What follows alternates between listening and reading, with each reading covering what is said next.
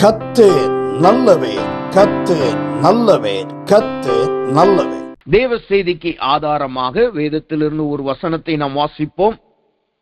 பிரசங்கியின் புஸ்தகம் 3வது அதிகாரம் 14வது வசனம். பிரசங்கியின் புஸ்தகம் 3வது அதிகாரம் 14வது வசனம். அந்த வார்த்தை இப்படியாக சொல்லுகிறது: தேவன் செய்வது எதுவோ அது என்றைக்கும் நிலைக்கும் என்று அறிவேன். அதனோடு ஒன்றும் கூட்டவும் கூடாது, அதிலிருந்து ஒன்றும் குறைக்கவும் கூடாது. மனுஷர் தமது சமூகத்தில் பயந்திருக்கும்படி தேவன் இப்படி செய்து வருகிறார். வசனத்தை மீண்டும் ஒரு விஷயம் வாசிக்கிறேன். தேவன் செய்வது எதுவோ அது என்றைக்கும் நிலைக்கும் என்று அறிவேன். அதனோடு ஒன்றும் கூட்டவும் கூடாது, அதிலிருந்து ஒன்றும் குறையவும் கூடாது. மனுஷர் தமது சமூகத்தில் பயந்திருக்கும்படி தேவன் இப்படி செய்து வருகிறார். இந்த வசனத்தின் முதல் பகுதி இப்படியாக சொல்லுகிறது: தேவன் செய்வது எதுவோ அது என்றைக்கும் நிலைக்கும் என்று அறிவேன். யார் இந்த காரியத்தை சொல்லுகிறார்? பிரசங்கியை இந்த வசனத்தை சொல்லுகிறதை நாம் பார்க்க முடியும். அவர் தம்முடைய வாழ்நாட்களிலே கண்டதையும், தம் வாழ்நாட்களிலே அனுபவித்ததையும், தம் வாழ்நாட்களின் அனுபவத்தினால் புரிந்து கொண்ட காரியத்தை இந்த பிரசங்கியின் புஸ்தகத்தில் எழுதி கொண்டு வருகிறார். அப்படி எழுதி கொண்டு வரும் பொழுது பிரசங்கி ஒரு காரியத்தை சொல்லுகிறார் பாருங்க. கர்த்தரால் எந்த காரியம் சொல்லப்பட்டதோ, கர்த்தரால் எந்த காரியம் செய்யப்பட்டதோ அது என்றென்றைக்கும் நிலைத்து நிற்கிறதாய் காணப்படுகிறது. அதனாலதான் வசனம் இப்படியாக சொல்லுகிறது. வசனம் இப்படியாக சொல்லுகிறது.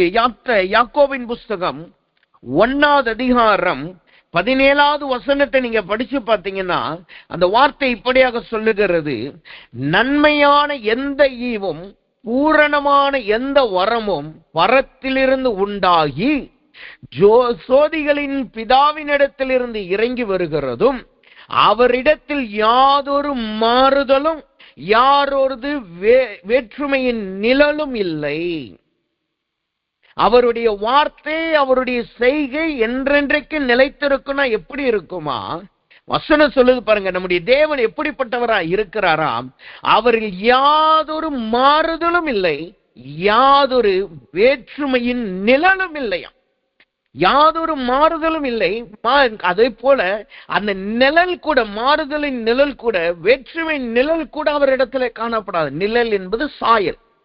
அப்ப அப்படிப்பட்ட அவரை பார்க்கும்போது கூட அந்த சாயல் கூட உங்களிடத்துல இருக்காது என்று வசனம் சொல்லுகிறது. இதை நீங்க இந்த நிழலை குறிச்சு எளிதா புரிஞ்சுக்கணும்னா, நீங்க வெயில்ல நடந்து போனீங்கன்னா, நீங்க நடந்து போகும்பொழுது உங்களுக்கு பின்னாடி சூரியன் இருந்துச்சுன்னா, நீங்க நடந்து போற பகுதிக்கு உங்களுக்கு பின்னாடி சூரியன் இருந்துச்சுன்னா உங்களுடைய நிழல் முன்னாடி விழும். அநேக நேரம் நம்முடைய நிழல் எப்படி இருக்குன்னா, நம்ம இருக்கிற மாதிரியே எக்ஸாக்டா இருக்காது. நம்ம ஒல்லியா இருந்தோம்னா அந்த நிழல் விழுகிற தகுதிக்கு ஏற்ற மாதிரி, அந்த சூரியன் விழுகிற பகுதிக்கு ஏற்ற மாதிரி சில பேருடைய உடம்பு ஒல்லியா இருக்கிறவங்க திடீர்னு குண்டா காட்டும். கையில இருக்கிற பொருள்லாம் வித்தியாசமானதாய் காட்டும். அதுதான் நிழலை காட்டுகிறது. எக்ஸாக்டா அப்படியே இருக்காது. மிரர் போல எல்லாம் காணப்படாது, கண்ணாடி போல இருக்காது. அது அந்த வெளிச்சத்துக்கு ஏற்றபடி அந்த நிழல் விழும். அதுதான், அதைத்தான் இங்க வசனம் சொல்லுது. அவரிடத்தில் விழுகிற நிழல் கூட மாறி போகாது. ஏனென்றால் அவர் செய்கிற காரியம் எப்பொழுதும் நிலைத்து நிற்கிறதா இருக்கிறது. அநேக நாட்கள் அநேக தேவ பிள்ளைகளுக்கு இந்த கொஸ்டின் இருக்கும்: கர்த்தர் சொன்னதை நிறைவேற்றுவாரா, நிறைவேற்ற மாட்டாரா? எனக்கு வாக்குத்தத்தம் பண்ணிட்டாரே, எனக்கு சொல்லிட்டாரே, ஆனா இன்னும் எனக்கு நடக்கலையே. கொஞ்ச நாளைக்கு முன்பாக, அதாவது ஒன் இயர் அல்லது 2 இயர்ஸ்க்கு முன்பாக எங்களுக்கு ஒரு மெசேஜ் வந்தது. வாட்ஸ்அப்ல ஒரு பாஸ்டர் மெசேஜ் பண்ணியிருந்தார். ஏன்னா நாங்க இங்க ஊழியம் செய்யற பகுதியில் இல்ல, நாங்க ஏற்கனவே ஒரு மிஷினரியா ஒரு ஊழியத்துக்கு போன பகுதியில இருந்த ஒரு பாஸ்டர் எங்களுக்கு மெசேஜ் பண்ணியிருந்தாரு. அவர் என்ன சொல்லியிருந்தாருன்னா, கர்த்தர் சொன்ன வாக்குத்தத்தம் இன்னும் எனக்கு நிறைவேறலையே, கர்த்தர் சொன்ன தீர்க்க தரிசனம் நிறைவேறலையே, அப்ப நிறைவேறுமா நிறைவேறாதா என்று சொல்லி அவர் கேட்டிருந்தார். அவருக்கு சொல்லி ஒரு வாரத்துல இருந்து 2 வாரத்துல இருந்து இப்படிப்பட்ட ஒரு மெசேஜ் வந்தது. அதுக்கப்புறம் அவருக்கு ஜோமணி வார்த்தையை கொடுத்தோம், சொன்னோம், சொல்லி நாங்க ஜெபிச்சு விட்டுட்டோம். அதுக்கப்புறம் பார்த்தா அவர்கிட்ட இருந்து எந்த மெசேஜுமே இல்லை, எந்த காரியமுமே இல்லை. கடைசியில பார்த்தா கர்த்தர் சொன்ன வாக்குத்தத்தங்கள் நாங்க ஜெபித்ததுல இருந்து 3வது மாதம் நினைக்கிறேன், அடுத்த சில மாதங்களிலே அப்படியே எல்லாமே நிறைவேறுங்க. நிறைவேறின உடனே அந்த கர்த்தரால் சொல்லப்பட்ட வார்த்தை நிறைவேறிருச்சே அல்லது அது நடந்துருச்சேன்னு சொல்லி எந்த ஒரு போன் காலுமோ அல்லது கர்த்தரை துதிச்சு எந்த ஒரு மெசேஜுமே அவர் கொடுக்கல. அப்ப எதற்காக இதை சொல்லுகிறேன்? அநேக நேரம் நம்முடைய இருதயத்துல இந்த எண்ணம் ஓடிக்கிட்டே இருக்கும். அது ஓடுகிறது தவறு என்று நான் சொல்லல. ஏன்னா நாம மாம்சீகத்துல தான் இருக்கோம், நாம இந்த பூமியில தான் இருக்கோம். பிசாசானவன் அந்த சந்தேகத்தை சில நேரம் கொடுத்து கொண்டே தான் இருப்போம். பக்கத்துல இருக்கவங்க சொல்லிக் கொண்டே தான் இருப்பாங்க, இது நிறைவேறுமா நிறைவேறாதா, நிறைவேறி இருந்தா இன்னைக்குள்ள நிறைவேறி இருக்கணுமே, இன்னைக்குள்ள நடந்திருக்கணுமே என்று சொல்லி அந்த சந்தேகங்கள் நமக்குள் காணப்படுகிறதா இருந்தால் இன்றைக்கு கர்த்தர் சொல்லுகிறார், அவரால் கொடுக்கப்பட்ட வார்த்தை அவருடைய செய்கை என்றென்றைக்கும் நிலைத்து நிற்கிறதாய் காணப்படுகிறது, என்றென்றைக்கும் நிலைத்து நிற்கிறதாய் காணப்படுகிறது. இதற்கு ஒரு நல்ல உதாரணத்தை நீங்க வேதத்திலிருந்து வசனத்தை வாசித்து பார்த்தீங்கன்னா, ஆதியாகமத்தின் புஸ்தகம் 3வது அதிகாரம் 15வது வசனம். ஆதியாகமம் 3வது அதிகாரம் 15வது வசனம் இப்படியே சொல்லுது, உனக்கும் ஸ்திரீக்கும் உன் வித்துக்கும் அவள் வித்துக்கும் பகையை உண்டாக்குவேன், அவர் உன் தலையை நசுக்குவார், நீ அவர் குதிங்காலை நசுக்குவாய் என்றார். வசனம் சொல்லுது பாருங்க, உன் வித்துக்கும் ஸ்திரீயின் வித்துக்கும் பகையை உண்டாக்குவேன். யாரை குறித்து சொல்லுகிறது? இயேசுவினுடைய வருகையும் அவர் இந்த பூமியிலே நடந்து அவர் இந்த பூமியில் இருக்கிற ஜனங்களுக்காக அவர்களுடைய பாவங்கள் தீர்க்கும்படியாய் சிலுவையிலே அறையப்படுகிற காரியத்தை குறித்து தான் நீங்க சொல்லியிருக்கு. அந்த வசனம் சொல்லுது பாருங்க, உன் தலையை அவர் நசுக்குவார், நீ அவர் குதிங்காலை நசுக்குவாய். அவர் அந்த சாத்தானுடைய வலு சர்ப்பத்தினுடைய தலையை நசுக்குவார். அதே நேரத்தில் வலு சர்ப்பம் என்ன செய்யுமா? அவருடைய குதிங்காலை நசுக்குமா. அதுதான் 3 நாட்கள் அவர் கல்லறையில இருந்ததை காட்டுகிறது. அந்த 3 நாட்கள் அவர் கல்லறையில இருந்தது எதுனா, அது குதிங்காலை நசுக்கிறதையும் சிலுவையில் அறைகிறது குதிங்காலை நசுக்கிறதை காட்டுது. ஆனா 3வது நாள் கர்த்தர் உயிர் தெழுந்தவராய் காணப்பட்டார். அப்ப எத்தனையோ ஆண்டுகளுக்கு முன்பாக சொன்ன வாக்குத்தத்தம், ஆதியிலே சொன்ன வார்த்தை அப்படியே இயேசுவின் நாட்களில் நிறைவேறுகிறது. அது மாத்திரமல்ல, உபாகமத்தின் புஸ்தகம் 18வது அதிகாரம் 18வது வசனம் சொல்லுகிறது, உன்னை போல ஒரு தீர்க்கதரிசி நான் அவர்களுக்காக அவர் சகோதரர்களிடத்திலிருந்து எழும்ப பண்ணி என் வார்த்தைகளை அவர் வாயிலே அருளுவேன், நான் அவருக்கு கற்பித்ததை எல்லாம் அவர்களுக்கு சொல்லுவார். இதுவும் யாரை குறிச்சு போட்டிருக்குன்னா, இயேசு குறிச்சு தான் போட்டிருக்கு. ஏன்னா இயேசுவே சொல்றாரு, என் பிதா செய்ததை எல்லாம் நான் பார்த்திருக்கிறேன், அதைத்தான் நான் உங்ககிட்ட சொல்லுகிறேன். அப்ப உபாகமத்தின் புஸ்தகம் மோசேயின் நாட்களிலே சொல்லப்பட்ட இயேசு எப்படி பேசுவார், எப்படி நடந்து கொள்ளுவார், பிதாவும் அவரும் எப்படி ஒன்றாய் இருக்கிறார்கள் என்பதற்கு ஒரு அடையாளமா இந்த வசனத்தை கர்த்தர் கொடுத்தார் அல்லவா. மோசேயின் நாட்களிலே கொடுத்த வார்த்தை இயேசுவின் நாட்கள் அது அப்படியே நிறைவேறினது. இடைப்பட்ட காலங்களை பாருங்க, எத்தனையோ 1000 ஆண்டுகள் கடந்து போயிருச்சு, எத்தனையோ நாட்கள் கடந்து போயிருச்சு. ஆனால் அந்த வார்த்தை ஒன்றும் தரையிலே விழுந்து போகாதபடி கர்த்தர் பாதுகாத்துக் கொண்டார், அது அப்படியே நிறைவேற்றினார்.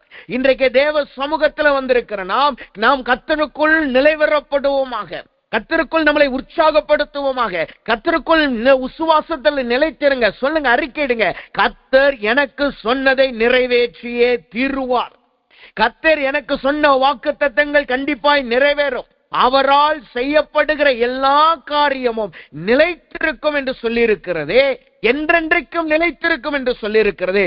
அவரால் கொடுத்த ரட்சிப்பு, அவரால் கொடுத்த ஆசீர்வாதம், அவரால் கொடுத்த விடுதலை, அவரால் கொடுத்த வாக்குத்தத்தத்தின் வார்த்தை எல்லாம் என்றென்றைக்கும் நிலைத்து நிற்கும் என்று சொல்லி நாம் ஒப்பு கொடுப்போமாக.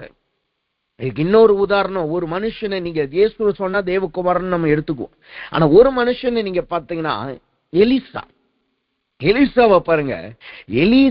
எலியா சொல்லுகிறான், நான் வானத்துக்கு எடுத்துக்கொள்ளப்படும் பொழுது நீ என்ன பார்த்தனா உனக்கு அந்த ரெட்டிப்பான ஆசீர்வாதம் கிடைக்கும், ரெட்டிப்பான வரங்கள் கிடைக்கும். அதே போல எலிசா பார்த்து அந்த சால்வையும் பெற்றுக் கொண்டா, ரெட்டி பண்ண வரத்தை பெற்றுக்கிட்டோம். இப்ப எலிசாவின் நாட்களில் நடந்த அற்புதத்தை நீங்க பாத்தீங்கன்னா 15 அற்புதம் தான் நடந்திருக்கும். ஆனா 16வது அற்புதம் எலியா செஞ்சது 8 அற்புதம். எலிசா செய்கிறது 16 அற்புதம் செய்யணும். இப்ப எலிசா மரிச்சு போயிட்டாப்ல. அப்ப என்ன வாக்குத்தத்தம் பொய்யாயிருச்சோ, ரெட்டிப்பான நன்மை கிடைக்கலையே அப்படின்னு நினைக்கலாம். ஆனா அவன் மரித்தும் அவன் சரீரம் உருக்குலைந்து போய் சரீரம் மண்ணோடு மண்ணா போயிருச்சு. தசையெல்லாம் அப்படியே காணாம போயிருச்சு, நரம்புகள் காணாம போயிருச்சு, ரத்தம் இல்லாமல் போயிருச்சு, அவன் உருவமே, இந்த தசை உருவமே இல்லாம போயிருச்சு. ஆனாலும் அவனுடைய எலும்பின் மீது ஒரு பிரேதம் பட்ட உடனே அந்த பிரேதம் எழுந்து உயிரோடு வந்தது. அப்ப பாருங்க, எலிசாவுக்கு கொடுத்த வாக்குத்தத்தங்கள், அவன் மரித்து போனாலும் அவன் எலும்புகள் உலர்ந்து போனாலும் அதுக்குள்ளே கர்த்தருடைய வார்த்தை இருந்தது. அந்த வார்த்தை அநேகரை ஜீவனுள்ளராய் மாற்றினது.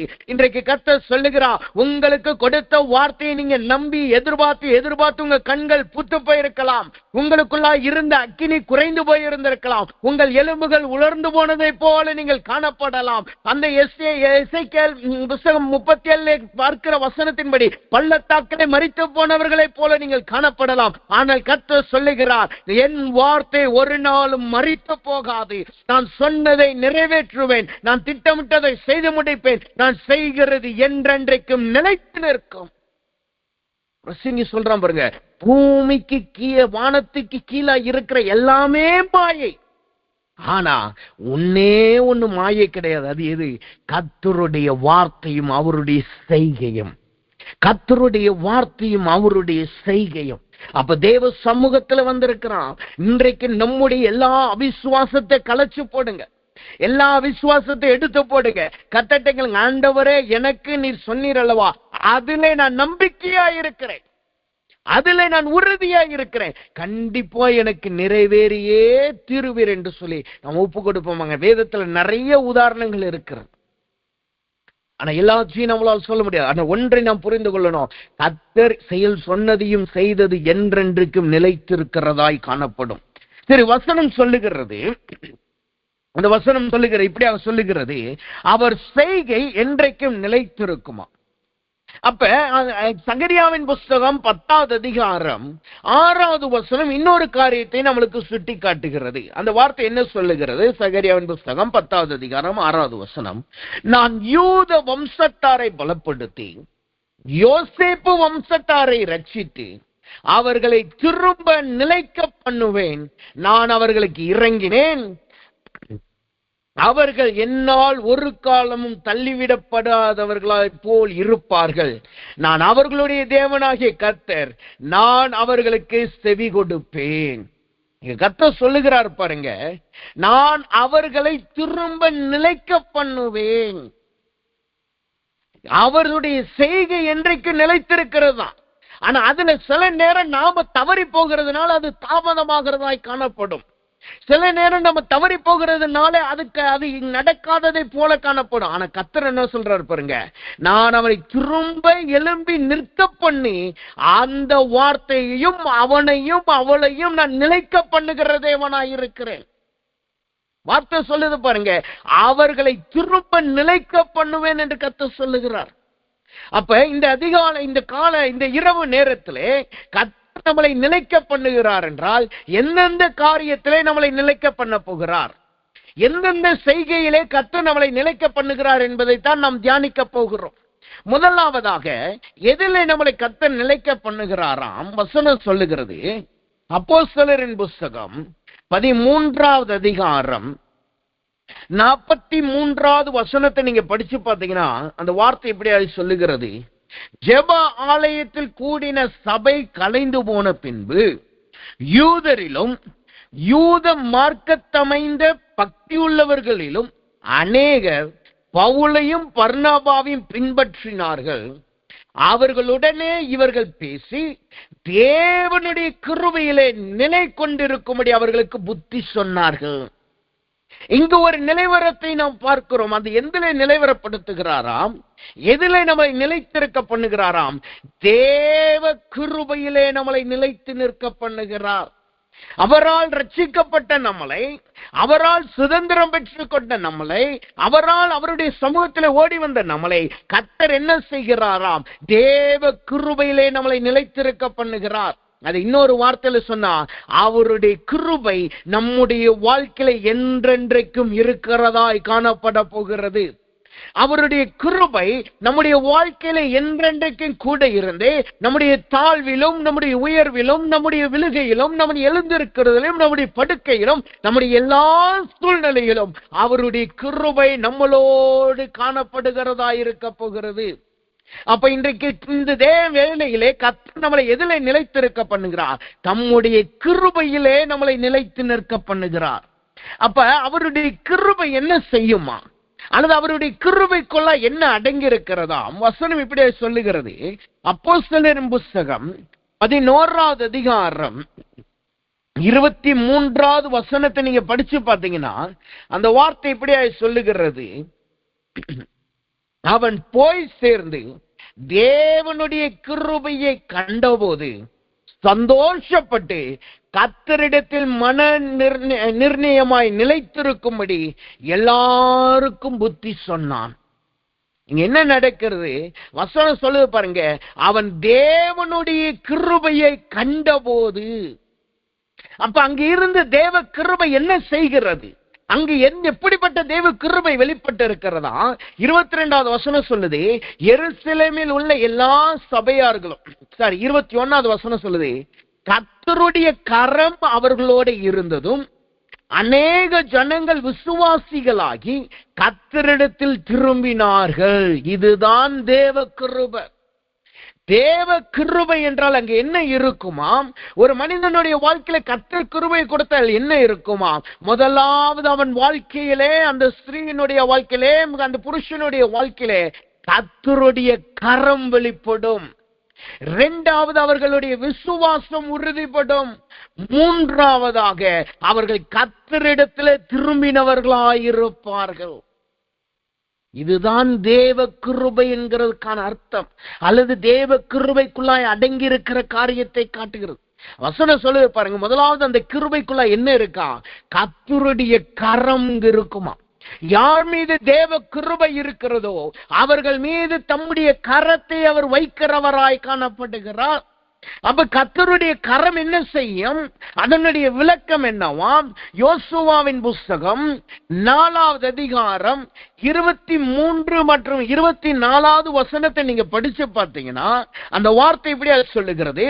பூமியின் சகல ஜனங்களும் கர்த்தருடைய கரம் பலத்ததென்று அறியும்படிக்கு நீங்கள் சகல நாட்களும் உங்கள் தேவனாகிய கர்த்தருக்கு பயந்திருக்கும்படிக்கும் உங்கள் தேவனாகிய கர்த்தர் சிவந்த சமுத்திரத்தின் தண்ணீரை நாங்கள் கடந்து தீரு மட்டும் எங்களுக்கு முன்பாக வற்றி போக பண்ணினது போல உங்கள் தேவனாகிய கர்த்தர் யோர்தானின் தண்ணீருக்கும் செய்வார்.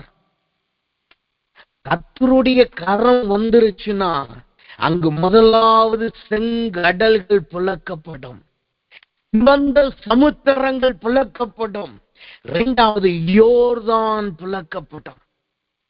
இந்த சிவந்த சமுத்திரம், செங்கடல் அல்லது சிவந்த சமுத்திரங்கிறது நிறைய அர்த்தத்தை சொல்லுவாங்க. ஆனா சிவப்பு என்றாலே அது பாவத்தையும் இருளை காட்டுகிறதா, இருளின் ஆதிக்கத்தை காட்டுகிறதா இருக்கு. சிவப்பு என்றாலே அது பாவத்தை காட்டுகிறது. ஏனென்றால் ஒண்ணு சிவப்பான ரத்தம் தான் பாவத்தை மன்னிக்க பயன்படுத்துகிறதாய் அதற்கு ஏதுவாய் காணப்படுது. அதே போல வெளிப்படுத்தல பார்க்கிற ஸ்திரீ அவள் சிவந்த ஆடை தரித்தவளாக இருந்தாள் என்றுதான் வசனம் சொல்லுகிறது. அப்ப சிவப்பு என்றாலே அங்கு பாவத்தை காட்டுகிறது, பாவத்திலிருந்து அந்த பாவத்தின் கிரியைகளை காட்டுகிறது. அப்ப கர்த்தர் என்ன செய்கிறார்? அவருடைய கரம் நம்ம மேல வந்துருச்சுன்னா அவர் முதலாவது சிவந்த சமுத்திரத்தை பலந்து நம்மளை நடக்க பண்ணுகிறார். நமக்கு விரோதமா எழும்புகிற எல்லா சத்துருக்களின் வல்லமைகள், எல்லா சத்துருக்களின் கிரியைகள், எல்லா பாவத்தின் வல்லமைகளை தேவன் நாம் பிளந்து நடக்கும்படி கர்த்தர் செய்கிறவராயிருக்கிறார். அந்த வசனம் சொல்லுது பாருங்க, கர்த்தருடைய கரம் அவர்கள் மேல் இருந்தபடியினால் அவர்கள் சிவந்த சமுத்திரத்தின் தண்ணீரை நாங்கள் கடந்து தீரும் மட்டும் எங்களுக்கு முன்பாக வற்றி போக பண்ணினார். உங்களுக்கு முன்பாக இருக்கிற எல்லா தடைகள், அது பாவம் என்கிற தடையாயிருந்தாலும் சரி, ரத்தம் சிந்த வேண்டிய பெரிய போராட்டமாயிருந்தாலும் சரி, அல்லது தொடர்ந்து பிடிக்கிற வல்லமையாயிருந்தாலும் சரி, அது எதுவாயிருந்தாலும் சரி, கர்த்தர் உங்களை அதன் ஊடாய் நடத்தி வருவார். அவைகள் வற்றி போகும். இந்த அனுபவம் பாருங்க, கடல் மேதல் நடக்கிற அனுபவம் இல்ல, நீங்க நடந்தீங்கன்னா கடலே வற்றி போகுமா. நீங்க நடக்கிற இடத்துல அப்படியே அது வற்றி போகுமா. நீங்க தண்ணியில மிதிச்சுட்டு நீங்க நடந்து பாத்தீங்கன்னா, நீங்க நடக்கிற இடத்துல எல்லாம் அந்த தண்ணி அப்படியே வந்துகிட்டு இருக்கும். அது என்ன அடையாளம்னா, நீங்க அந்த தண்ணியில மிதிச்சிருந்தீங்க, அது உங்க பாதத்துல இருக்கு, அதனால அந்த தண்ணி நீங்க நடக்கிற இடத்துல எல்லாம் ஒரு அடையாளத்தை போட்டுக்கணும். யோசித்து பாருங்க, இங்க இருக்கிற தண்ணீர் வற்றி போகிறது என்று வசனம் சொல்லுது. வற்றி போகிறதுனா என்ன அர்த்தம்? உங்களுக்குள்ளாக அந்த அக்கினி இருக்கிறதுனால அந்த சூடு தண்ணீரை வற்றி போக பண்ணுகிறதாய் காணப்படுகிறது. வசனம் சொல்லுது பாருங்க, நாங்கள் சிவந்த சமுத்திரத்தை கடந்து தீரும் மற்றும் அவர் வற்றி போக பண்ணினார். நீங்கள் உங்கள் பிரச்சனைகள், உங்கள் போராட்டங்கள் எல்லாவற்றையும் நீங்கள் கடந்து தீரும் மட்டும், எந்த சிவந்த சமுத்திரமாய் இருந்தாலும் சரி, எவ்வளவு பெரிய தண்ணீர் என்கிற போராட்டமாய் இருந்தாலும் சரி, அவைகளை உங்களுக்குள்ளாய் இருக்கிற அக்கினியின் தேவன் வற்றி போக பண்ணுவார். அதனால் நீங்கள் அதன் ஊடாய் நடந்து வருகிறவர்களாய் இருப்பீர்கள். இரண்டாவது, கர்த்தருடைய கரம் இருந்தா என்ன நடக்குமா? யோசுவா சொல்றான் பாருங்க, எப்படி சிவந்த சமுத்திரத்தை பெருந்தரையில நீங்க கடந்து வந்தீங்களோ, வற்றி போன தண்ணீரின் நடுவாய் நீங்க நடந்து வந்தீங்களோ, அதே போல யோர்தானின் தண்ணீருக்கும் கர்த்தர் செய்கிறார்.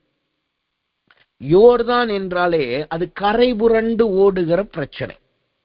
இன்னொரு விதத்துல சொல்ல போனா, யோர்தான் என்றால் அது நம் சுதந்திரிக்க வேண்டிய காரியத்தை சுதந்திரிக்க கூடாதபடி இருக்கிற தடைகள்.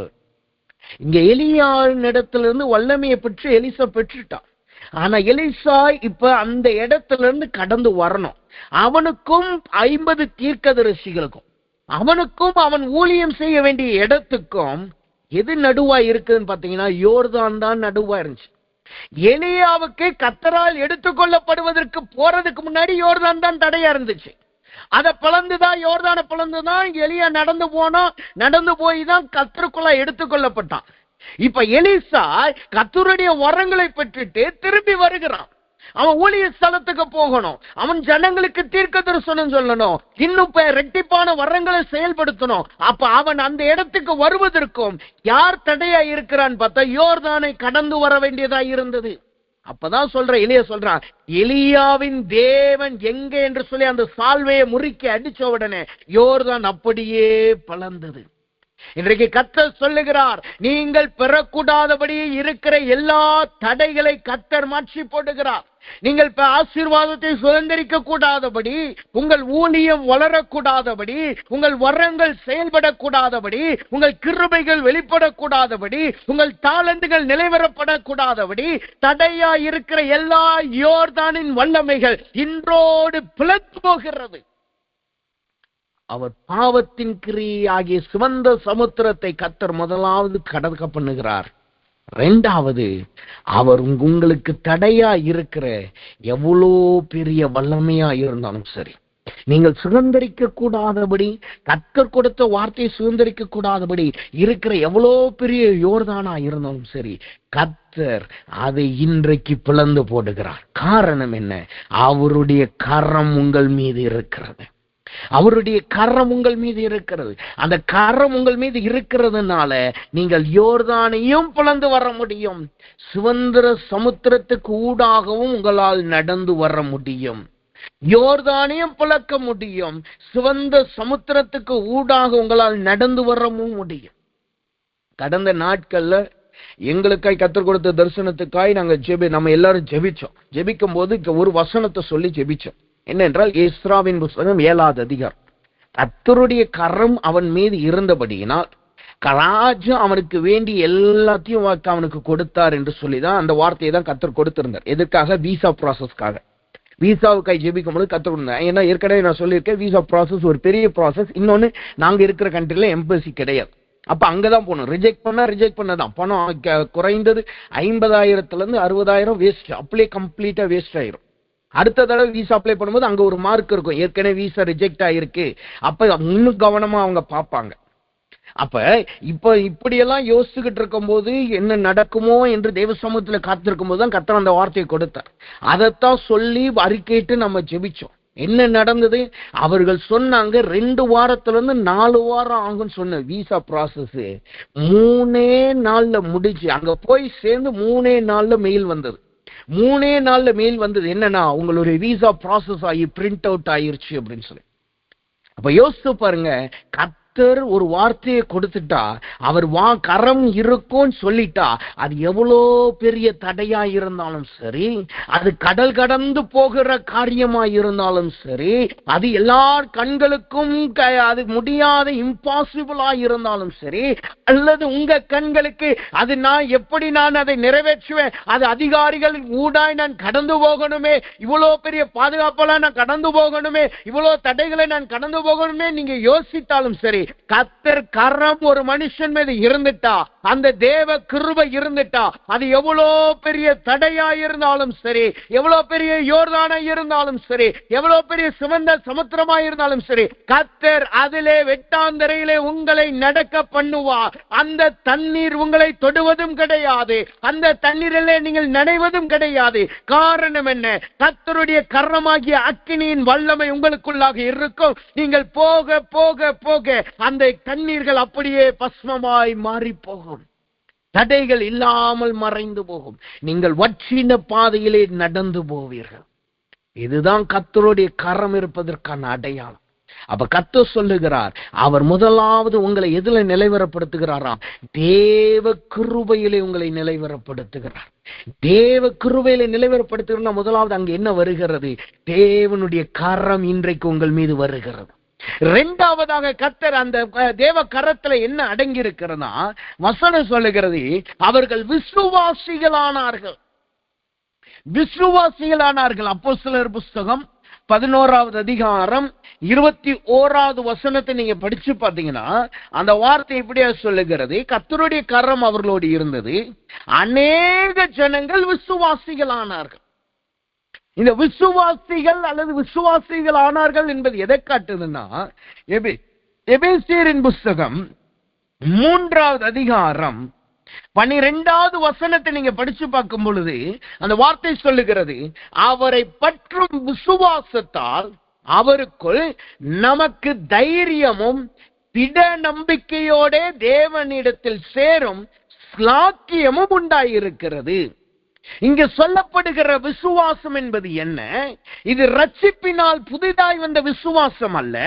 இது வளர்ந்த தேவ பிள்ளைகளுக்கும் தேவனுக்குள்ளாய் ரட்சிக்கப்பட்டு சில ஆண்டுகள் சென்ற தேவனுடைய கரத்தை பெற்ற பிள்ளைகளுக்குள்ளாய் வருகிற விசுவாசம். அது என்ன விசுவாசமாம்? அது வந்தால் என்ன நடக்குமாம்? அவர்கள் தைரியமுள்ளவர்களாய் மாறுகிறார்கள், திட நம்பிக்கையுள்ளவர்களாய் மாறுகிறார்கள். 3வதாக கர்த்தரிடத்திலே சேருகிறவர்களாய் மாறுகிறார்கள். தைரியம் வருகிறது. இந்த தைரியத்தை தான் இன்னொரு வார்த்தையில சொன்னா வைராக்கியம் உள்ளவர்களாய் மாறுகிறார்கள். அப்போஸ்தலர்களுக்குள்ளாக சீசர்களுக்குள்ளாக கர்த்தருடைய வல்லமை வந்தது. அக்கினிமயமான நாவுகள் அவர்களுக்குள்ள இறங்கினது. இறங்கின உடனே என்ன நடந்தது? அவர்கள் பிரசங்கிக்க ஆரம்பித்தார்கள். அவர்கள் தங்கள் ஜீவனை குறித்து பயப்படல, என்ன நடக்குமோன்னு சொல்லி பயப்படல. அவர்கள் எப்ப பிரசங்கம் பண்ணாங்க? சாதாரண நேரத்துல பிரசங்கம் பண்ணல. சுற்றி இஸ்ரவேலை தேசத்தை சுற்றி இருந்த ஜனங்கள்லாம் ஒண்ணு கூடுறாங்க பாத்தீங்களா, அந்த நேரத்தில் அவர்கள் பிரசங்கம் பண்ணினார்கள். மற்ற தேசத்தாரும் வந்திருக்கும் பொழுது அவர்கள் பேச. அதனாலதான் வசனம் சொல்லுது, அவர்கள் எங்களுடைய பாஷையில் பேசுகிறார்களே.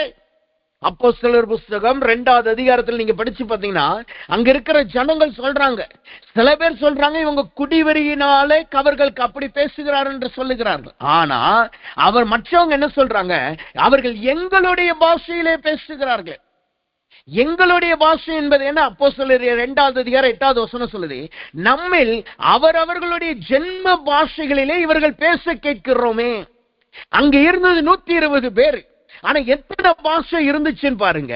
வசனம் சொல்லுது, 9வது வசனம் சொல்லுது, 10 மேசத்தாரும் லாமித்தாரும் மெசொபொத்தேமியா, யூதேயா, கப்பத்தோகியா, பொந்தி, ஆசியா, பிரிகியா என்று சொல்லி அங்கு 10 விதமான ஜனங்கள் காணப்படுகிறார். 10 விதமான ஜனங்கள் இருக்கிறார். அந்த 10 விதமான ஜனங்களுடைய ஜென்ம பாஷையிலே அவர்கள் பேசுகிறார். எப்ப? கர்த்தருடைய வல்லமை அவர்கள் மீது இறங்கின உடனே, அவர்கள் தைரியம் கொண்டவர்களாய் மாறின உடனே. அப்ப கர்த்தர் சொல்லுகிறார், இன்றைக்கு நீங்க கர்த்தருடைய கரம் உங்க மேல வர்றதுனால அது உங்களுக்கு சமுத்திரத்தை கடக்க பண்ணுகிறது மாத்திரமல்ல, யோர்தானை கடந்து வர பண்ணுகிறது மாத்திரமல்ல, உங்களை விசுவாசம் உள்ளவர்களாய் மாற்றுகிறது. அப்படின்னா என்ன அர்த்தம்? இனிமேல் நீங்கள் உங்களை சுற்றி இருக்கிறவர்களிடத்திலே, நீங்கள் வேலை பார்க்கிற இடத்திலே, நீங்கள் ஊழியர் செய்கிற இடத்திலே தைரியமாய் பிரசங்கிக்கிறவர்களாய் காணப்படுவீர்கள். தைரியமாய் வைராக்கியமாய் கர்த்தருக்காய் வைராக்கியமாய் நிற்கிறவர்களாய் காணப்படுவீர்கள். கர்த்தருக்காய் உறுதியாய் இருக்கிறவர்களாய் காணப்படுவீர்கள். கர்த்தருடைய சுவிசேஷத்தை உங்களை சுற்றி இருக்கிறவர்களுக்கு சொல்லுகிறவர்களாய் காணப்படுகிறீர்கள். உங்களை குறித்து சுத்தி இருக்கிறவங்க என்ன சொல்லுவாங்கன்னா, எங்கள் ஜென்ம சுபாவத்துல பேசுறாங்களே. இந்த ஜென்ம சுபாவம் ஜென்ம பாஷையை இன்னொரு விதத்துல நீங்க பாத்தீங்கன்னா, நான் யோசிக்கிற மாதிரியே அவங்க பேசுறாங்களே. எனக்கு இருக்கிற சந்தேகத்தை அவங்க அப்படியே விளக்கி காட்டுறாங்க. எனக்கு இருக்கிற எல்லா கேள்விகள் அப்படியே விளக்கி காட்டுறாங்க. நேற்றைய தினத்துல நான் யூடியூப் ஷார்ட்ஸ் பார்த்துக்கிட்டு இருக்கும்போது அது நிறைய அந்த ஸ்ட்ரீட் ப்ரீச்சிங் குறித்து நிறைய வீடியோஸ் நான் பார்ப்பேன். அந்த ஸ்ட்ரீட் ப்ரீச்சிங்ல ஒரு பிளாக் அமெரிக்கன் வந்து பிரசங்கம் பண்ணிக்கிட்டு இருக்காப்ல. பிரசங்கம்னா பெரிய பிரசங்கம் மாதிரி கிடையாது, அவங்க சுவிசேஷம் சொல்லிக்கிட்டு இருப்பாப்ல. அங்க அதிகமா அந்த இடத்துல பாத்தீங்கன்னா நிறைய குடிவெறி உள்ள ஆட்கள் இருப்பாங்க, இந்த ஓரினை சேர்க்கை உள்ள ஜனங்கள் இருப்பாங்க. அப்படிப்பட்ட ஃபங்க்ஷன் நடக்கிற இடத்துல இவங்க போய் அங்க பிரசங்கம் பண்ணுவாங்க, தேவ வார்த்தையை சொல்லுவாங்க, ரட்சிக்கப்படுங்க என்று சொல்லி கர்த்தருடைய சுவிசேஷத்தை அறிவிப்பாங்க. அப்படி அறிவிக்கும் பொழுது ஒரு மனுஷன் வருகிறான். ஒரு மனுஷன் வந்துட்டு என்ன சொல்றான்னா, நீங்கெல்லாம் ஹிப்போக்ரேட் என்று சொல்லுகிறார். என்னன்னா, நீங்கெல்லாம் மாயக்காரர்கள். அவர் சொல்லுகிறார், அவரும் கிறிஸ்தவர் தான், ஆனா அவர் என்ன சொல்றாரு, நீங்கெல்லாம் மாயக்காரர்கள். அதுக்கப்புறம் அவர் நிறைய கெட்ட வார்த்தைகளை யூஸ் பண்ணி அந்த பிரசங்கம் பண்ற ஒரு வாலிப பையன் தான், 28 வயசுக்குள்ளதான் இருக்கும். அந்த வாலிப பையனும் எவ்வளவு கெட்ட வார்த்தை சொல்லி திட்டுறாங்க. அந்த வாலிப பையனுடைய பிரசங்கத்தை கேட்டுக்கொண்டிருந்த கிறிஸ்தவர்கள் இந்த மனுஷனை அடிக்க போறாங்க. எப்படி நீ அப்படியெல்லாம் பேச போச்சு? அப்ப இந்த தேவ வார்த்தையை சொல்லிக்கிட்டு இருந்த சுவிசேஷம் சொல்லிக்கிட்டு இருந்த மனுஷன் வந்து சொல்றாப்புல, அவர் அடிக்காதீங்க, விட்டுருங்க அப்படின்னு சொல்லி இவர் தான் அவங்களை எல்லாத்தையும் தடுத்துட்டு இந்த கோபமா இந்த தூஷண வார்த்தை பேசிக்கிட்டு இருக்க மனுஷன்ட்ட போய் பேச ஆரம்பிக்கிறான். அவர் ரொம்ப சத்தம் போட்டு பேசுறாப்புல, இவரும் சத்தம் போட்டு பதில் சொல்றாப்புல, உங்களுக்காக நான் ஜெபிக்கிறேன், உங்களை நான் நேசிக்கிறேன், கர்த்தர் உங்களை நேசிக்கிறான்னு சொல்லி கர்த்தர் உங்களை நேசிக்கிறான்னு சொல்ற வார்த்தையை தான் தொடர்ந்து சொல்லிடுறோம். அதுக்கப்புறம் திடீர்னு அந்த பிரசங்கி அப்படியே கேட்கிறாப்புல, உங்களுக்காக நான் ஜெபிக்கலாமா? உடனே அந்த கோபப்பட்டு கெட்ட வார்த்தை பேசிக்கிட்டு இருந்த மனுஷன், சரி என்னதான் ஜெபிக்கிறேன் நான் பார்ப்போம் அப்படின்னு சொல்லி அப்படியே லிட்டரலா சொல்றாப்புல. உடனே இந்த வாலிப பையன் அந்த மனுஷன், அந்த கோபப்பட்ட மனுஷனுடைய வயசு 50 இருக்கும். அந்த வாலிப பையன் அந்த 50 வயது பெரியவர்களுடைய இருதயத்துல நெஞ்சில கைய வச்சு ஜெபம் பண்றான். ஜெபம், ஆண்டவரே இவரை நீர் ஆசீர்வதியும், இருளிலே வெளிச்சமா இருக்கட்டும், ரட்சிப்புகளை நடத்துங்க, இவரை நீ நேசிக்கிறக்காக ஸ்தோத்திரம் சொல்லி ஒரு 30 செகண்ட்ஸ் கூட இருக்காது. ஒரு 30 செகண்ட்ஸ்க்கு தான் ஒரு பிரேயர், சின்ன ஒரு பிரேயர் தான் பண்ணும். பிரேயர் பண்ணி முடிச்சோன்னு நீங்க பாத்தீங்கன்னா அந்த மனுஷனுடைய பேச்சு, அந்த 50 வயசு மனுஷனுடைய பேச்சு அப்படியே மாறிடுச்சு. அப்படியே மாறி சொல்லுகிறார், உங்கள் ஜெபம் நல்லா இருந்தது, உங்களுக்கு அதுக்குரிய நான் கிரெடிட்டை நான் கொடுக்கிறேன். அப்போ இந்த பிரசங்க சொல்லுகிறார், இயேசு உங்களை நேசிக்கிறார், அவருடைய அன்பு உங்களுக்கு இருக்கு, அவருக்கு எல்லா மகிமையும் போட்டோம், அவருக்கே எல்லா கிரெடிட்டும் போட்டோம்.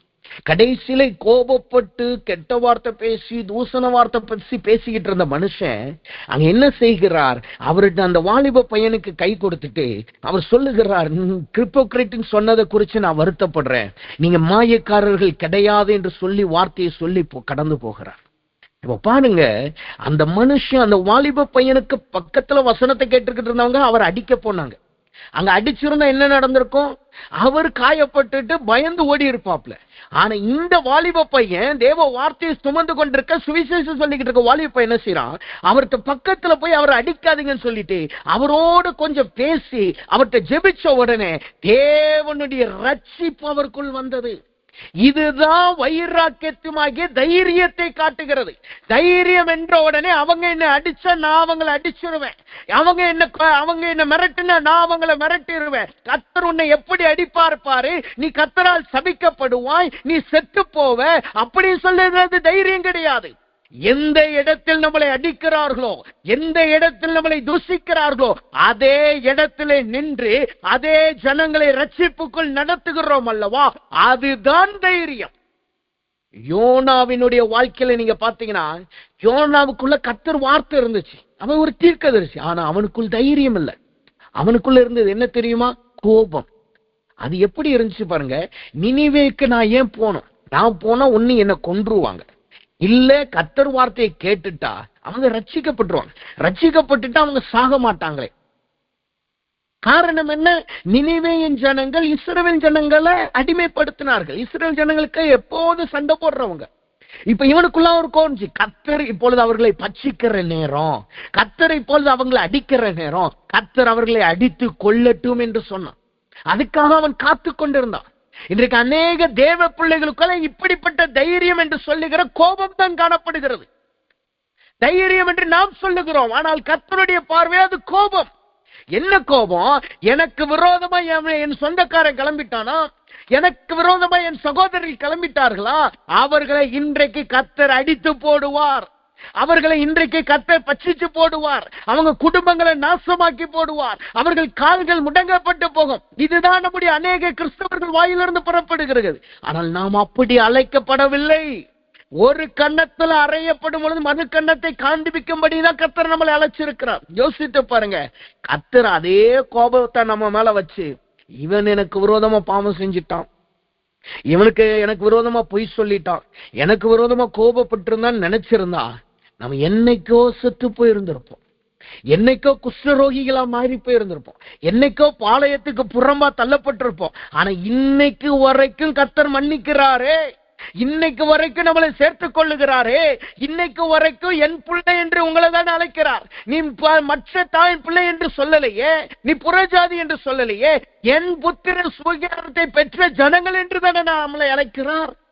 அப்ப அவ்வளோ இரக்கமும் அவ்வளோ அன்பை செலுத்துகிற தேவனுடைய பிள்ளைகளா இருக்கிற நாமும் மற்றவர்களிடத்தில் அன்பை செலுத்துகிற தைரியம் இருக்கணும். கோபப்படுறது எல்லாரும் கோபப்பட்டுலாம், எல்லாரும் மிரட்டிடலாம்.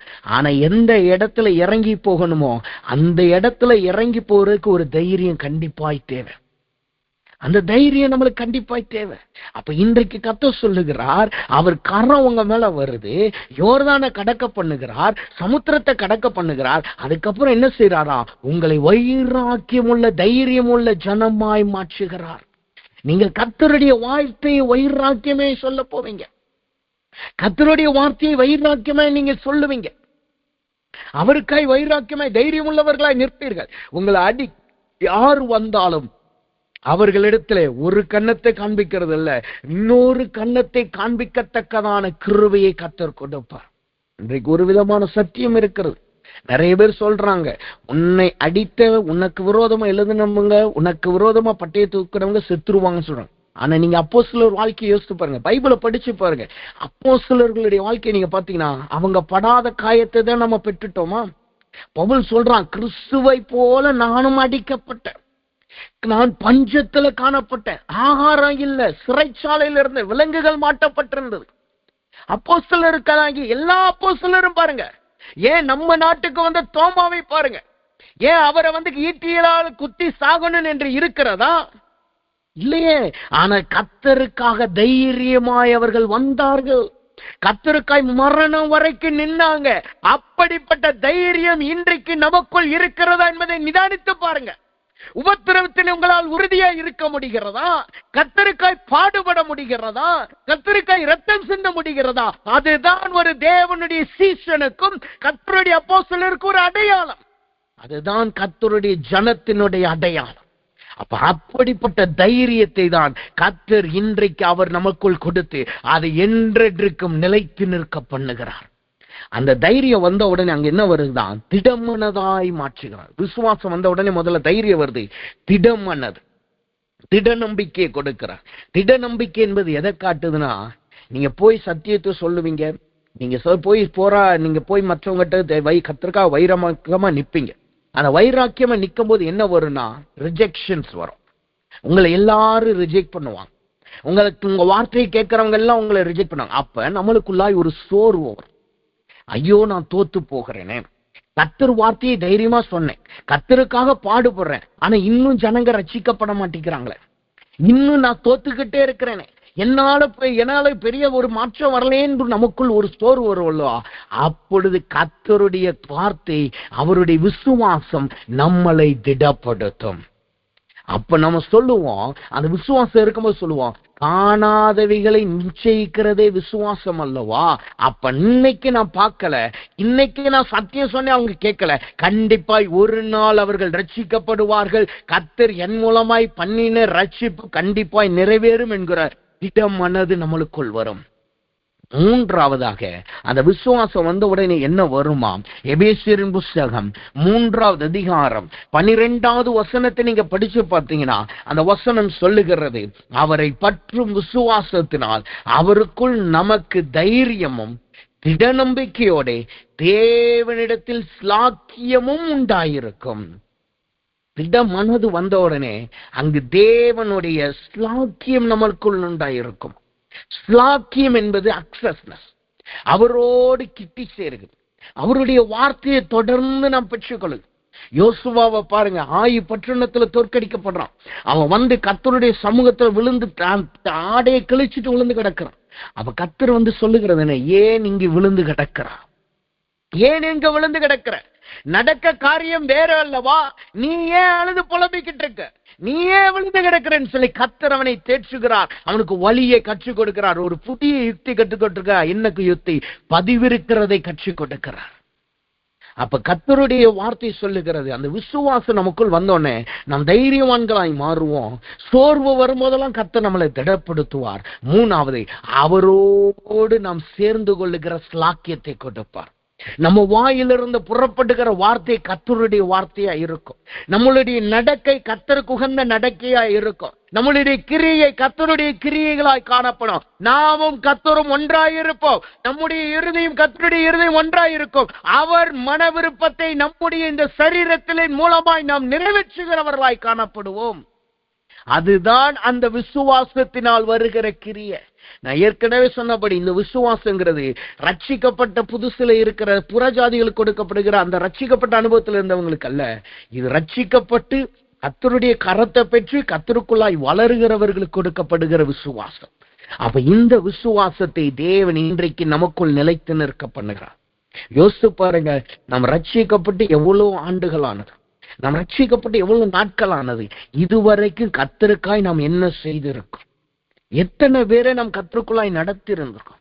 எத்தனை பேரின் இடத்துல நாம் கர்த்தர்கிட்ட போய் சொல்லி இருக்கோம், ஆண்டவரே இவர்களுக்காய் நான் ஜெபிக்கிறேன், இவங்களை நீங்க ரட்சிங்க ஆண்டவர், இவங்க வியாதிக்காய் நான் ஜெபிக்கிறேன், இவங்களுக்கு சுகம் கொடுங்க ஆண்டவரே, இவங்களுடைய பிசாசின் போராட்டத்துக்காய் ஜெபிக்கிறேன், இவங்களுக்கு விடுதலை கொடுங்க ஆண்டவர்னு சொல்லி எத்தனை முறை நம்மளை சுற்றி இருக்கிறவர்களுக்காகவும் நாம் தெரிந்த காரியத்திற்காய் நாம் எத்தனை முறை நாம் ஜெபித்திருந்திருக்கிறோம்? அல்லது அவர்களிடத்துல எத்தனை பேர் நாம் சத்தியம் சொல்லி இருந்திருக்கிறோம்? எத்தனை ஜனங்களை, எத்தனை ஆத்துமாக்களை கர்த்தருக்குள்ளாய் நாம் கொண்டு வந்திருக்கிறோம்?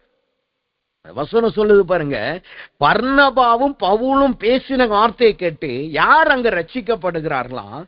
வசனம் சொல்லுகிறது, அந்த வசனம் விட சொல்லுகிறது, அப்போஸ்தலர்களும் யூதர்களும் யூத மார்க்கத்தை பின்பற்றினவர்கள். அப்படின்னா மற்ற மார்க்கத்திலிருந்து யூதர்களாய் மாறி பக்தி வைராக்கியம் உள்ளவர்கள். அப்ப அவங்க ஏற்கனவே ஒரு விதமா கன்வெர்ட் ஆயிட்டாங்க, மனமாற்றம் வந்துருச்சு. அவர்களை தான் தேவன் அப்போ பவுலின் மூலமாகவும் பர்னபாவின் மூலமாகவும் நேராய் நடத்துகிறார். அப்ப இன்றைக்கு கர்த்தர்ட்ட கேளுங்க, ஆண்டவரே உம்முடைய கரம் வர்றது மாத்திரமல்ல, நான் விசுவாசத்துல நிலைத்திருக்கிறவனாய் காணப்படணும், எனக்காய் ஜெபிக்கிறத நான் நிறுத்தணும், எனக்காய் ஜெபித்த காலங்கள் போதும். உம்முடைய வார்த்தைக்காய் தைரியமாய் இருந்து, உம்முடைய வார்த்தையிலே திடவனதாய் இருந்து, உம்முடைய சாக்கியத்தை பெற்று அநேகரை பக்கம் திருப்புகிற மகனாய் மகளாய் நான் காணப்படணும் என்று செய்வீங்க. கர்த்தர் அந்த விசுவாசத்தை உங்களுக்கு கொடுப்பார். மூன்றாவதாக தேவ கிருபைக்குள்ள என்ன இருக்கிறதா வசனம் சொல்லுது. அப்போஸ்தலரின் புஸ்தகம் 11வது அதிகாரம் 21வது வசனத்தை நீங்க வாசிங்கன்னா அந்த வார்த்தை சொல்லுது, கர்த்தருடைய கரம் அவர்களோடு இருந்தது.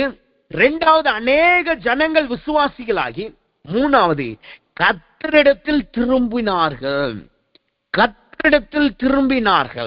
இந்த கர்த்தரிடத்தில் திரும்புகிறது என்பது ஒரு தேவ பிள்ளைக்கு எதை காட்டுகிறது?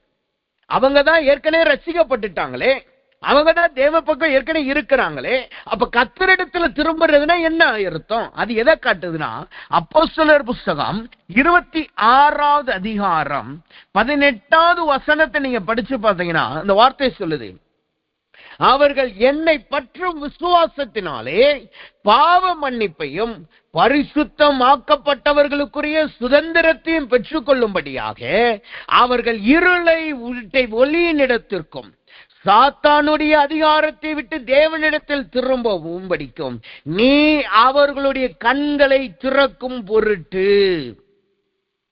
இந்த கர்த்தரிடத்தில் திரும்புவார்கள் என்றால் என்ன அர்த்தம்? அவர்கள் கண்கள் திறக்கப்படுகிறதாய் மாறுகிறது.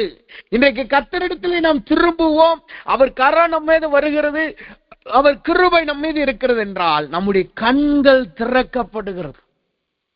அவருடைய மகிமையை காண்கிறவர்களாய் நாம் மாறுகிறோம். வசனம் சொல்லுது பாருங்க, அவர் மகிமையை காண்கிறவர்களாய் மாறும்.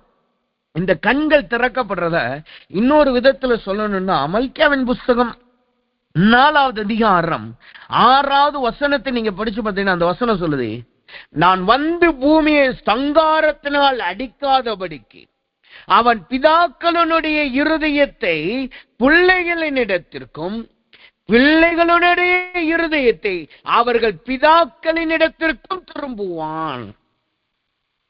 இது எதை காட்டுகிறது? கண்கள் திறக்கப்படுகிறது, அவரிடம் திரும்பி வருகிறது என்பது எதை காட்டுகிறது? நாம் அவருடைய புத்திரர்களாய் மாறுகிறதை காட்டுகிறது, அவரோடு இணைந்திருக்கிறதை காட்டுகிறது. அந்த அவரோடு இணைந்திருக்கிறது என்பது அது எதை காட்டுகிறது? பூமியில் இருக்கிறத காட்டுதா அல்லது எப்படிப்பட்ட ஆசீர்வாதத்தை காட்டுது என்றால், அதே அப்போஸ்தலர் புஸ்தகம் 26:18 நீங்க வாசித்து பார்த்தீங்கன்னா அங்கு ஒரு காரியத்தை கர்த்தர் சொல்லுகிறார். என்ன சொல்லுகிறார்? பரிசுத்தமாக்கப்பட்டவர்களுக்குரிய சுதந்திரத்தை பெற்றுக் கொள்ளும்படியாக. எப்ப நாம கர்த்தரிடத்துல திரும்புறோமோ, எப்ப நாம் அவருடைய பிள்ளைகளாய் அவருடைய கிருபையின் நிமித்தமாய் மாறுகிறோமோ, அப்ப கர்த்தர் என்ன செய்கிறார்? பரிசுத்தத்தின் பங்கை நம்மளுக்கு கொடுக்கிறார். பரிசுத்தத்தின் பங்கு இதுதான் பரலோக ராஜ்யத்தை சுதந்திரிக்கிறதை காட்டுகிறது. பரலோக ராஜ்யத்தை சுதந்திரிக்கத்தக்கதான கிருபையை கொடுக்கிறார். முதலாவது அவர் கரத்தை வைத்து இந்த பூமியிலே ஜெயங்கொண்டவர்களாய் நடத்துகிறார். இரண்டாவது அவருடைய விசுவாசத்தை நமக்குள் நிலைக்க பண்ணி அவருக்காய் சாட்சியாய் இருக்கிறவர்களாய் மாற்றுகிறார். மூணாவது அவருடைய கிருபை நம் மீது வரும்போது நம்மளை பரிசுத்தத்துக்கு பங்காளர்களாய், பரலோக ராஜ்யத்தின் பங்காளர்களாய் கர்த்தர் நம்மளை மாற்றுகிறார். நாம் மரித்தாலோ அல்லது கர்த்தருடைய வருகையிலேயோ நாம் அவரோடு காணப்படுகிறவர்களாய் இருப்போம், அவரோடு ஆளுகை செய்கிறவர்களாய் காணப்படுவோம், அவர்களோடு கூட இருக்கிறவர்களாய் காணப்படுவோம். இந்த கர்த்தரோடு கூட இருக்கிறது, பரிசுத்தத்துக்கு பங்கா மாறுறது, பரலோக ராஜ்யத்துக்கு பங்கா மாறுறது பாத்தீங்கன்னா அதுல ஒரு விசேஷம் இருக்கு. என்ன தெரியுமா? நிறைய பேர் என்ன நினைக்கிறோம்னா, பரலோகத்துக்கு போனா முழுக்க முழுக்க கர்த்தர் பரிசுத்தன் முழுசும் அதை மட்டும் தான் சொல்லிக்கிட்டு இருப்போம் என்று நினைக்கிறோம். ஆனா வசனம் இன்னொரு காரியத்தையும் சொல்லுது. ஏசாயாவின் புஸ்தகம் 66வது அதிகாரம் கடைசி வசனத்தை நீங்க படிச்சு பார்த்தீங்கன்னா அந்த வசனம் இப்படியே சொல்லுகிறது, அவர்கள் வெளியே போய் எனக்கு விரோதமாய் பாதகம் செய்த மனுஷருடைய பிரேதங்களை பார்ப்பார்கள், அவர்களுடைய பூச்சி சாகாமலும் அவர்களுடைய அக்கினி அவியாமலும் இருக்கும், அவர்கள் மாம்சமான யாவருக்கும் அரோஷகமாய் இருப்பார்கள். என்ன சொல்லுகிறார் இங்க கர்த்தர்? மேல இருக்க வசனத்தை நீங்க படிச்சு பாத்தீங்கன்னா 22 சொல்றார், நான் படைக்க போகிற புதிய வானமும் புதிய பூமி எனக்கு முன்பாய் நிற்பது போல உங்கள் சந்ததியும் உங்கள் நாமமும் நிற்கும் என்று கர்த்தர் சொல்லுகிறார். மாதந்தோறும் ஓய்வு நாள் தோறும் மாம்சமான யாவரும் எனக்கு முன்பாய் தொழுது கொள்ளுவார்கள் என்று கர்த்தர் சொல்லுகிறார். அவர்கள் வெளியிலே போய் நாம் பரலோக ராஜ்யத்துக்கு போனவுடனே கர்த்தரை துதிக்கிறவர்களா தான் இருப்போம். அவர் பரிசுத்தர் என்று சொல்லி எப்பொழுதும் அவரை துதித்துக்கிட்டு இருப்போம். ஆனா எப்படி நம்ம துதிப்போமா? அவர் சொல்றாரு பாருங்க, அவர்கள் வெளியிலே போய் பாதாளத்திலே இருக்கிற எனக்கு பாதகம் பண்ணின, கர்த்தருக்கு விரோதமாய் நடந்த, கர்த்தருக்கு விரோதமாய் அநியாயம் செய்த எல்லாருடைய பிரேதங்களை பார்த்து நாம் கர்த்தரை துதிப்போமா? இது எவ்வளவு பெரிய காரியம் பாருங்க. அவர் நாம மாத்திரம் நித்தியமாய் வாழுகிறதல்ல, கர்த்தருடைய அக்கினிக்கு தீர்ப்புக்கு உண்டானவர்களும் நித்தியமாய் இருப்பாங்க. அவங்களை நீங்க பார்த்து பார்த்து கர்த்தரை மகிமைப்படுத்துகிறா இருப்பீர்கள். நான் என்னை நீர் அந்த நரகத்துக்கு ஒப்பு கொடுக்கலையே, உம்முடைய கிருபை என்னோடு இருந்தது, அதற்காய் ஸ்தோத்திரம். அவர்களுடைய புழுக்கள் அவியாமலும் அவர்களுடைய புழுக்கள் சாகாமலும் இருக்கிறதே, அந்த அக்கினியின் தண்டனையை உம்முடைய சத்துருக்களுக்கு நீர் கொடுத்திரு என்று சொல்லி அவரை நாம் புகழுகிறவர்களாய் காணப்படுவோம்.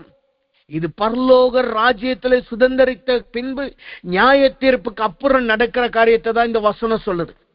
அவர்கள் புழு சாகாமலும் அவர்களுடைய பூச்சி சாகாமலும் அவர்களுடைய அக்கினி அவியாமலும் இருக்கும்.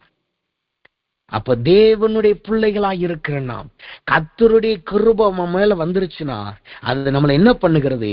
நிலைத்திருக்க பண்ணுகிறது. எப்படி நிலைத்திருக்க? அவரோடு நித்தியமாய் ஆளுகை செய்ய பண்ணுகிறது. அவரோடு நித்தியமாய் கூட அவரோடு நாம் ஆளுகை செய்யலாம் இருப்போம்.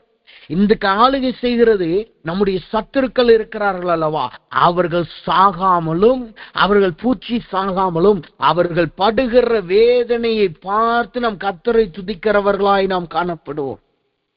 அவர்கள் கர்த்தர் நம்மளை பாதுகாத்துட்டாரு, கர்த்தர் நம்மளுக்கு ரட்சிப்பை கொடுத்துட்டார், நான் பரலோகத்தை சுதந்திரித்து விட்டேன் என்று சொல்லி அவருடைய பரிசுத்த நாமத்தை துதிக்கிறவர்களாய் இருப்போம். எப்ப யோசித்து பாருங்க, இது எவ்வளவு பெரிய கிருபை, இது எவ்வளவு பெரிய இரக்கம். அப்ப கர்த்தர் சொல்லுகிறார், இந்த தேவ கிருபையைத்தான் இன்றைக்கு நம் வாழ்க்கையில நிலைவரப்படுத்த போகிறார். இந்த தேவ கிருபையைத்தான் கர்த்தர் இந்த இரவு நேரத்தில் நம்மளுக்கு கொடுக்கிறார். ஒன்னு பூமியில ஜெயங்கொண்டவர்களாய் இருப்போம், பூமியில வாழும் பொழுது சாட்சிகளாய் இருப்போம், பூமியில இருந்து எடுத்துக்கொள்ளப்பட்ட பிறகு பரலோக ராஜ்யத்திலே பங்குள்ளவர்களாய் இருந்து நம்மளுக்கும் பிதாவுக்கும் குமாரனுக்கும் விரோதமாய் பாதகம் பண்ணினவர்களுடைய பூச்சி சாகாமலும் அக்கினி அவியாமலும் இருக்கிற மாதந்தோறும் வெளியே சென்று போய் பார்த்து கர்த்தரை துதிக்கிறவர்களாய் காணப்படுவோம். அவருடைய கிருபை அந்த பரலோகத்திலும் நமக்கு நிலைத்து நிற்கிறதாய் இருக்கிறது. நம்முடைய பரலோகத்தின் பங்குள்ளவர்களாய் மாற்றுகிறது. அப்ப இப்ப எல்லாரும் கண்களை மூடுங்க. வசனம் சொல்லுதே, பிரசங்கி சொல்றானே, எல்லாம் மாயை, ஆனால் கர்த்தருடைய செய்கை மாத்திரம் என்றென்றைக்கும் நிலைத்து நிற்கும். எல்லாமே மாயை. நம்முடைய பணத்துக்காய் ஓடுகிறோம் அல்லவா, அது மாயை. நம்முடைய நேரங்கள் எல்லாம் ஏதோ ஒரு காரியத்துல சொல்லுங்க, அது எல்லாமே மாயை. ஆனா கர்த்தர் சொல்லுகிறார், அவருடைய செய்கை என்றென்றைக்கும் நிலைத்து நிற்கும். இப்ப கண்களை மூடுங்க. அந்த நிலைத்து நிற்கிற தேவ கிருபை இன்னைக்கு பெற்றுக்கொள்ளுங்க. அது வந்துட்டா நீங்க தேவனுக்காய் இங்க கர்த்தர் உங்களை நடத்துவாரு. எவ்வளவு பெரிய போராட்டம் வந்தாலும் சரி, நீங்க ஜெயம் கொண்டவர்களாய் நடந்து சொல்லுவீர்கள். உங்களுக்கு விரோதமா எழும்ப ஒரு மனுஷனும் இருக்க முடியாது. ஒரு சின்ன உதாரணத்தை சொல்லுகிறேன். அலெக்சாந்தர் பாத்தீங்கன்னா, அவனுடைய அந்த சின்ன வயசுலயே, வாலிப வயசு அல்லது கொஞ்சம் வயசுலயே முழு தேசத்தை பிடிக்கிற அளவுக்கு அவன் அதிகாரமா மாறினான். அவனுக்கு முன்னாடி எந்த படையுமே நிக்க முடியல, எல்லா படையும் தோற்று போனது. ஆனா ஒரு கட்டம் வந்துச்சு, ஒரு சின்ன வியாதியினால அவன் செத்து போனான். ஆனா அது உலகத்தின் அதிகாரத்தை காட்டுது.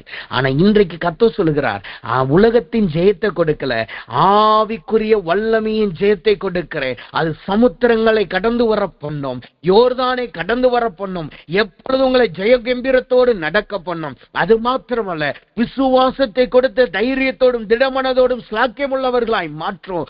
சாட்சியுள்ளவர்களாய் மாற்றும். அது மாத்திரமல்ல, உங்களை பரலோகத்துக்கு பங்குள்ளவர்களாய் மாற்றும். இந்த கிருபை இன்னைக்கு விட்டு விடாதீங்க. இந்த கிருபை இன்னைக்கு கிடைக்கிற கிருபை நாம் மரிக்கும் வரைக்கும் அது நம்மளோடு கூட இருக்கும். நம்முடைய மரணம் வரைக்கும் அது நம்மளோடு கூட இருக்கும். அப்ப அப்படிப்பட்ட கிருபை எல்லாரும் பெற்றுக்கொள்ளுமா? கண்களை மூடுங்க, தேவன்டே கேளுங்க. எனக்கு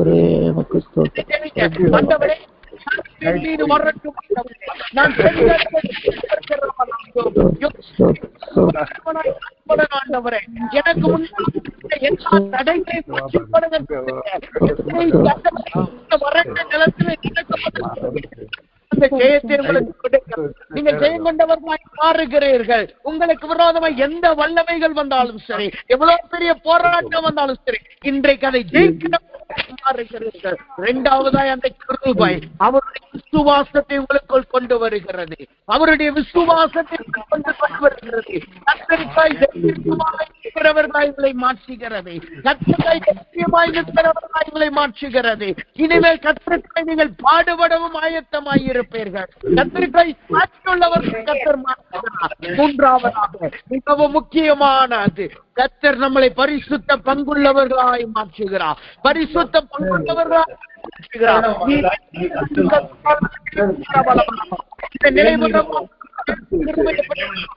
நிலைத்து நிற்கிற தேவ கிருபையை பெற்றுக்கோங்க. ஸ்தோத்திரம் ஆண்டவரே, ஸ்தோத்திரம் ஆண்டவரே, ஸ்தோத்திரம், ஸ்தோத்திரம். நாம் ஜெபிப்போம். அன்பின் பரலோக பிதாவே, துதிக்கிறோம், ஸ்தோத்திரிக்கிறோம். இந்த நாளிலும் தேவ கிருபை எங்களோடு கூட என்று செலுத்துகிறோம். ஆண்டவரே, இன்றைக்கு நீ சொன்ன வார்த்தையின்படி உம்முடைய செய்கை என்றென்றைக்கும் நிலைத்திருக்கிறது.